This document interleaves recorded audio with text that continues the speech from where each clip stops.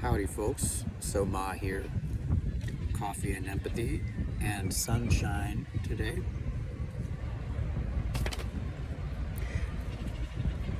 It just occurred to me that one of the reasons why I can't figure out what to do with my downtime, because I've got too many ideas that all seem important and timely and high priority.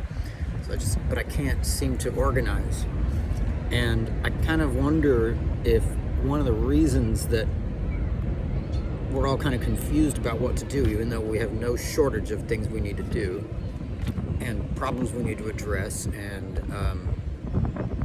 intrusions we need to push back against.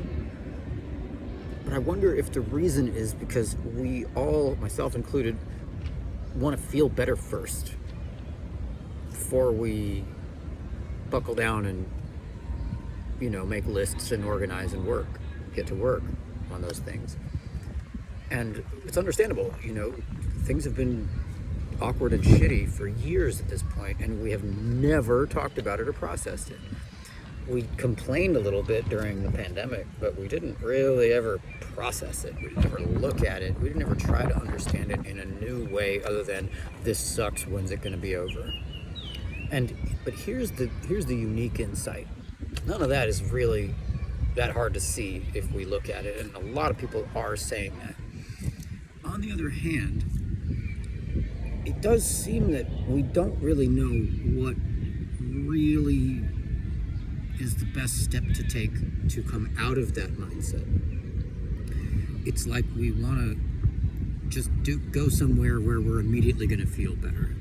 But if we're all traumatized, if we're all panicked, if we're all afraid, then that means that the first steps, and we're all isolated, still left over, but I don't know if we would be as isolated in this political crisis as we are if we hadn't have gotten into the habit of isolation during the pandemic.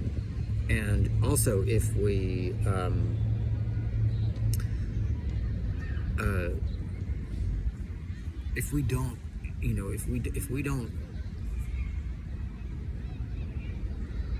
anyway, interruption, distraction. But it's like we want a shortcut. If we're all in the shape that we're in right now, separately and, isolated and suffering alone and wondering what the fuck to do, then that means the first several steps are going to be a slow and arduous and awkward and painful process of slowly coming out of this pit of despair and whatever else tangles, let's call them. It's gonna be hard, and there's no amount of recreating the things that used to make you feel good or that we associate with the feeling we've lost, because we're sitting here like, why don't I feel good? When did I used to feel good? But no amount of going back to what made us feel good before is going to make the journey any shorter. We could recreate those things, but they're not gonna, relief is gonna be slow coming, because we're in the freaking dark. We are far from home. We're well underneath the blockage. It's gonna take a minute to come out before we start to see the sun again and feel like we are in a familiar place. We're in an unfamiliar place right now, and we've been drifting away from comfort and familiarity for years. It's gonna take a minute to come back. I just wish we would stop shutting each other out in the meantime, because, and I think that's the reason we are shutting each other out, because we still don't feel safe, and so we're holding all other people responsible for making us feel comfortable before we let them in. And that's just not the way vulnerability works. It's not the way connection works. It's not the way security works. The feeling of security does not come from lots and lots of protections. It comes from grounding and contact. And it takes some time, especially when we have now also learned and cultivated the habit of doubting ourselves, but also shutting out input from other people which could help dilute and overcome the self-doubt. But we don't trust other people, and we don't trust ourselves either. So we're gonna have to take a little bit of a process, and that means we're gonna have to have some hard conversations. We're gonna have to, those of us who've gotten into meditation and sort of this sort of spiritual kind of individualism, it's really not that different from the rampant, headstrong, defiant individualism of American manifest destiny that we're seeing in politics right now. It's really not that different to say, oh, all that's bullshit, I'm gonna just be me and do my own thing and be in my own world. But look what happens when you don't tell the powers that be, no, you can't, this is my boundary, you cannot oppress me like that. This is the result of that. So if we actually want to stop this, we're going to have to come out of that comfortable shell and face up to the fact that we've been deliberately neglecting the problems that are growing in the world. And as a result, the problems have been growing in us too.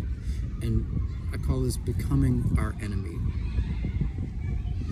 So often we go, well, if that's how they're going to be, then fuck it, I'm going to say fuck off and go do things my own way. But then what do we do when we do things our own way? We're doing a lot of the stuff that we're complaining about other people doing. Mistrusting, competing, judging, dismissing, and giving credibility to anger and reaction rather than to how we actually felt before all this kerfuffle came up.